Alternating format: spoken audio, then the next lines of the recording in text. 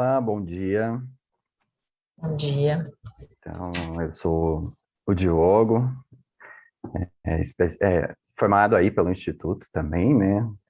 E é legal, agradeço a oportunidade de estar aqui, assim, entrei nos 48 do segundo tempo, o tema da espiritualidade no corpo me tocou, assim, né? Porque são duas coisas que eu tenho uma identificação muito grande, com a parte espiritual e também com o corpo. Eu sou professor de dança de salão, então gosto muito de atividades com o corpo. Então, essa busca, essa proximidade foi algo que me tocou bastante, né?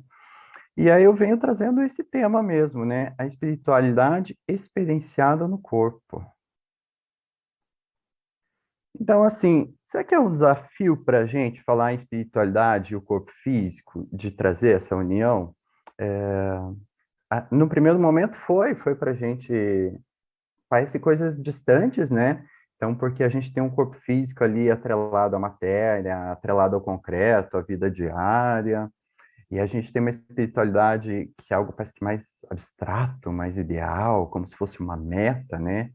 E aí, quando a gente vê a questão da espiritualidade, é como se a gente quisesse ir para além do corpo, sabe, a próprias religiões, assim, um pouco do catolicismo, traz essa separação, né, do corpo e do espírito, dizendo que o corpo é pecado, as coisas da matéria é o pecado, que a gente deve transcender para chegar lá e tal, né?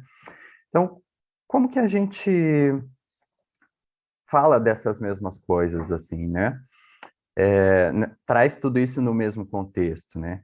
Então, será que a separação da matéria e o espírito já não gera uma espécie de uma castração na natureza, né? Então, ficamos aí com essa pergunta, né? Então, assim, como que a gente pode convergir a espiritualidade e o corpo, tendo por base a psicologia corporal? O que é a espiritualidade, afinal, né? Como que a gente pode experienciar a espiritualidade no nosso corpo e como que a gente resgata a manifestação da espiritualidade em nossas vidas? Então, são essas perguntas que a gente vem procurar responder aí com esse trabalho. Para isso, a gente vai começar assim com alguns conceitos, para que haja um entendimento que a gente está falando a mesma língua, né? Porque o que acontece? Às vezes, uma mesma palavra, ela vai tendo significados diferentes. Então, aqui a gente vai fazer um ideal, assim, só para que quando as palavras forem citadas, a gente possa entender o que é realmente, né? Então, começando por espírito, o espírito no cristianismo, ele quer dizer um sopro, né? Então, uma parte invisível do ar. No hinduísmo, quer dizer Atma, que também significa sopro, né? Então, o Bodhela diz que é a nossa fonte, é a parte que não morre junto com a matéria. Então, é a nossa parte divina, né? Que Deus nos criou à sua imagem e semelhança, como é dito ali, né? A alma, a alma, ela vem do latim, quer dizer ânima. Então, é o que dá ânima, é o que dá vida. É a expressão e a manifestação da nossa profundidade no contexto de uma vida em particular. Também é chamado de essência. Self. O self é a nossa parte fundamental, é a nossa essência fundamental. É o nosso eu maior que transcende a nossa parte individual. Então, é como se fosse uma expressão da nossa divindade, da nossa espiritualidade ali, né? Também é chamada de eu em algumas filosofias. No espiritualismo é chamada de eu superior, que é essa comunicação ali, né? Então, o ego, eles são os papéis que eles são criados. Eles são mecanismos psíquicos que a gente desenvolve com algum objetivo. Depois a gente vai contextualizar isso, vai ficar mais fácil de entender tudo, né? E a personalidade, que do grego vem da palavra persona, que significa máscara, né? Então, é um conjunto fixo de padrões de defesa. Reich chamou isso de caráter. Então, como é que todas essas partes, elas se interligam na nossa vida? Então, o espírito, ele é a nossa parte divina, né? É a parte imortal, que contém toda a sabedoria, todo o conhecimento. Quando o espírito, ele quer se manifestar numa vida corporal, ele se faz através da alma.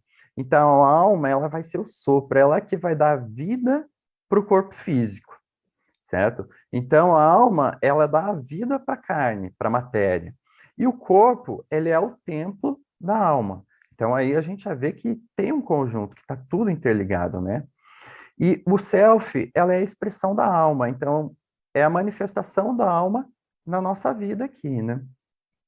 O ego, ele acaba sendo mecanismos psíquicos que a gente cria para sobreviver nas nossas interações com o mundo ali, né? Como uma forma de defesa. E quando a gente vai criar um conjunto de defesas estruturadas, a gente tem uma personalidade, que é o que o Reich chamou de caráter. Então, como que a espiritualidade ela se expressa no nosso corpo, né? Lowen diz que a espiritualidade do corpo é o sentimento de ligação com uma força ou ordem superior. Aqui a gente tem a imagem de uma árvore, né? Existe uma alegoria que ela fala que assim, a árvore, os seus galhos, as suas folhas, elas se dirigem em direção ao céu, né? Então ela se nutre da luz, do ar, que ela vai trazer pelas suas folhas do céu ali, né?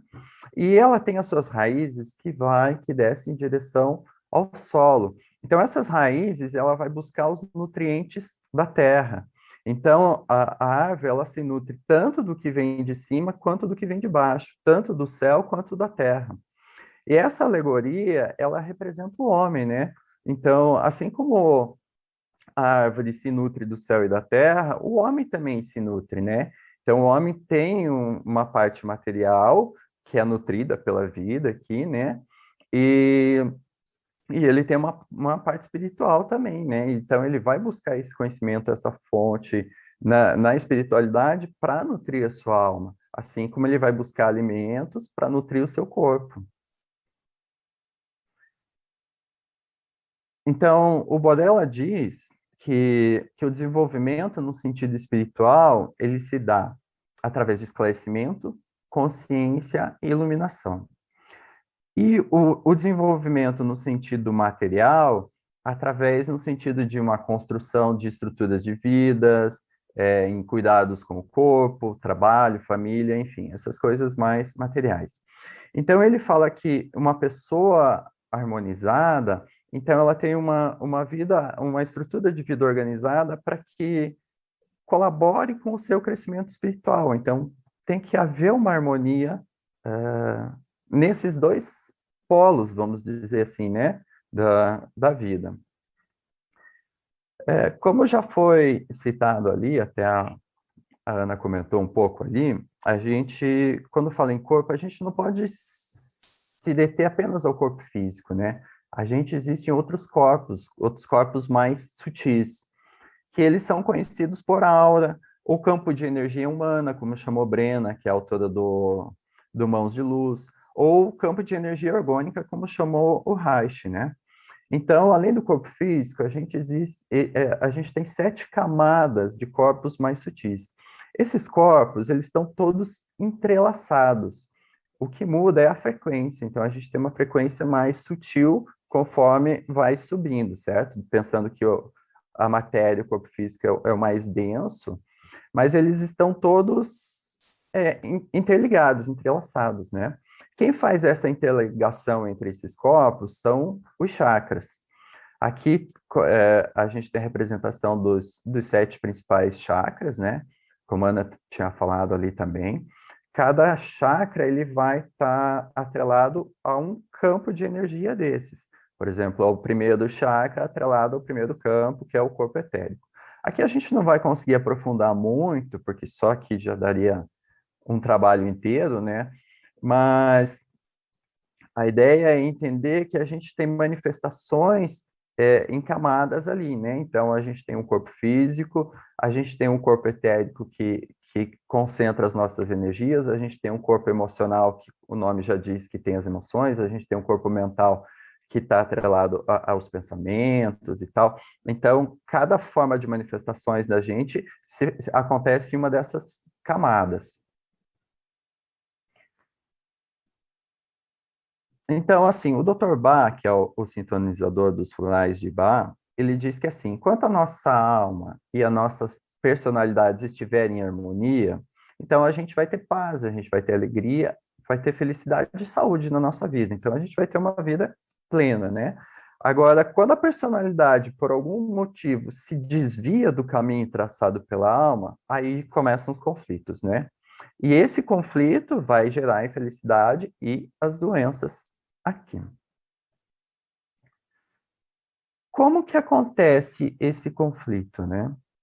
Então, assim, quando a gente passa por situações onde a gente recebe uma ameaça e a gente não tem recursos para lidar com essa ameaça, a gente acha alguma forma de nos defender, certo? Às vezes é enfrentando, às vezes é fugindo, às vezes é desconectando, as formas são diversas.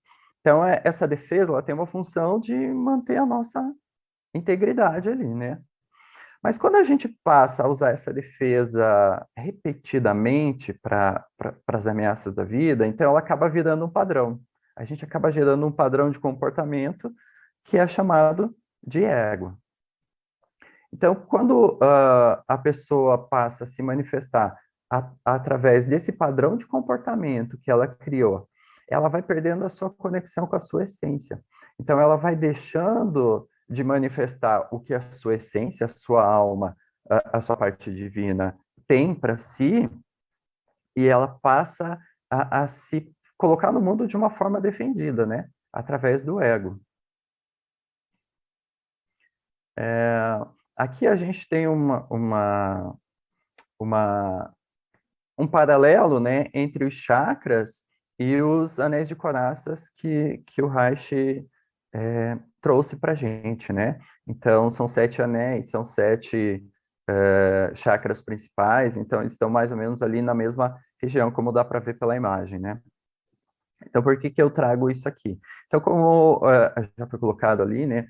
Quando a gente passa a se manifestar de uma forma defendida, então a gente começa a fazer alterações no nosso campo, tanto no corpo físico, de uma forma fisiológica, né? Gerando as couraças, ou nos campos sutis ali, né? Alterando a energia desses corpos ali. Então, voltando, trazendo aquela alegoria da árvore, né? Então, a gente tem o que vem de cima e o que vem de baixo, e eu tenho um fluxo de energia que ele passa pelo meu corpo, né? Então, de cima para baixo, do céu para a terra, e de baixo para cima, da terra para o céu. Então, esse fluxo de energia que nutre a nossa vida, os nossos corpos, ele deve circular livremente. A partir do momento que a gente começa a desconectar da nossa essência, de alguma forma atrapalhar esse livre fluxo, ele passa a ser interrompido. Então, é onde vai gerando os anéis de coraça, é onde vai desregulando, vamos chamar assim, desregulando, desarmonizando os nossos chakras, né?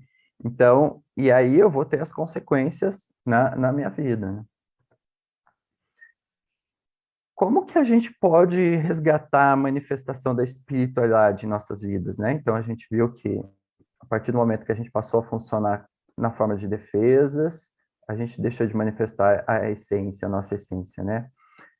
Como que a gente pode resgatar? Eliminando o que está atrapalhando, né? Eliminando o que está interferindo nesse fluxo vertical aí da vida, né? Então, o Lewin fala que é possível alcançar o senso de ligação com o universo renunciando ou transcendendo o ego. Que o ego é essa divisa que delimita a individualidade, né? Então, a partir do momento que a gente está vivendo no ego, a gente está vivendo naquelas limitações ali, né?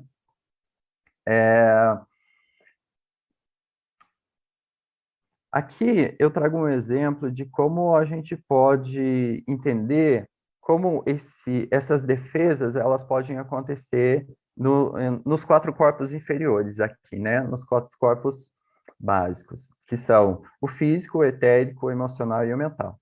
Então, vamos pegar o exemplo de uma pessoa que ela é insegura, que ela tem uma baixa autoestima aqui, né?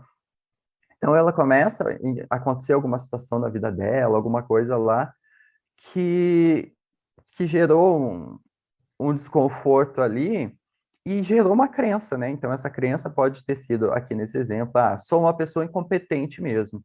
E essa crença, ela foi atrelada a uma emoção. Então, ela se sentiu triste, se sentiu só, se sentiu impotente, né? Então, você vê de uma crença que está atrelada ao mental, uma emoção relacionada ao corpo emocional, então ela vai resultar no etérico ali, então ela vai ter uma depressão energética, né? Então, tipo, quando ela podia estar se manifestando com tudo aquilo que ela tem, ela se deprimiu energeticamente, né? E essa depressão, nesse exemplo, acontece principalmente na região aqui do peito, né? Que está atrelada à tristeza, ao chakra cardíaco, né? E como isso chega no físico? Então, ela vai chegar com um peito mais murcho, desvitalizado, com os ombros caídos. Então, vocês vão entendendo que a coisa, ela funciona como se fosse uma corrente, né? Então, vai descendo e vai interferindo em tudo, né? Como que a gente pode trabalhar isso de uma forma, por exemplo, terapêutica, né?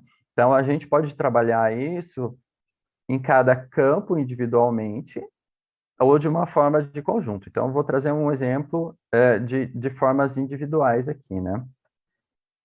Por exemplo, no corpo físico, poderia ser trabalhado com terapias manuais, né? Liberando aquele peito que estava murcho, aquelas tensões ali, abrindo um pouco mais esse peito e permitindo que ele sinta experimentações, sensações diferentes ali, né? No corpo etérico, eu poderia trabalhar, por exemplo, com um reiki, que é uma forma de energização através das mãos, né? E essa energização, então, ela vai aumentar o fluxo energético daquele peito que ficou deprimido e vai liberar também o fluxo nos outros corpos ali. De uma forma emocional, essa pessoa ela poderia trabalhar numa sessão de terapia, de psicoterapia, e entrar em contato com essa dor e, de uma forma, liberar essas emoções que estavam reprimidas ali, né? Que deram origem a todo esse contexto, né? De uma forma mental, por exemplo, num processo de coaching, um trabalho de ressignificação dessas crenças limitantes. Então, assim, se a gente trabalha individualmente em um desses campos, ele traz resultado e ele afeta os demais campos também. Então, ele vai trazer um resultado nos demais. Mas o que é assim, ali, tanto a literatura quanto a prática vai mostrando que quando a gente fica limitado à atuação de um campo apenas, o resultado ele vai demorar um pouco mais até que consiga afetar todo, e de uma certa forma ele vai acabar ficando limitado, né? Então, aí vem a ideia de um trabalho mais, como a Marina trouxe, da palavra holística, né? De trabalhar como um todo. Quando a gente faz esse trabalho com os 4 corpos inferiores, já é suficiente para a gente resgatar a nossa conexão? Podemos dizer que não completamente, mas ele já é uma boa parte do caminho, né? Porque a partir do momento que a gente vai flexibilizando as nossas defesas, então ela permite que a gente tenha mais contatos conosco mesmo, contato com as pessoas, contato com a sociedade, contato com o mundo, com a natureza, contato com a nossa espiritualidade. E aí, quando a gente está aberto para isso, para essa forma da vida de contato, a gente se permite vivenciar o amor, né? E o amor que é a ponte entre o céu e a terra, é o amor que é a conexão entre o espiritual e o material. Ali naquela imagem dos campos, dos corpos, né? Então, os 3 primeiros corpos seriam os corpos mais atrelados a matérias. Os 3 superiores, eles estão atrelados mais à parte espiritual. E o corpo intermediário ali, o quarto corpo, que é o astral, que está relacionado ao amor, ele é a ponte. Então, é o amor que vai fazer essa ponte entre o espiritual e o material, né? Então, conforme a gente vai liberando essas nossas defesas que nos impede da plenitude ali, então a gente vai ampliando a nossa manifestação da nossa essência em nossas vidas. Então, a gente vai ficando mais íntegros, né? E aqui eu fecho com uma fala do Boadella, que ele diz assim: a tarefa de todas as verdadeiras terapias e dos ensinamentos fundamentais das verdadeiras religiões é nos fazer entrar em contato novamente com o contato com a profundidade do nosso ser. Então, assim, independente se o caminho é por terapia, se é por religião, ou o que a gente vai buscar nesse sentido de autoconhecimento e autodesenvolvimento, ele só é completo, ele só é verdadeiro quando ele busca realmente essa conexão com quem realmente a gente é, com a expressão do nosso ser na nossa vida. E é isso, pessoal. Aqui as referências.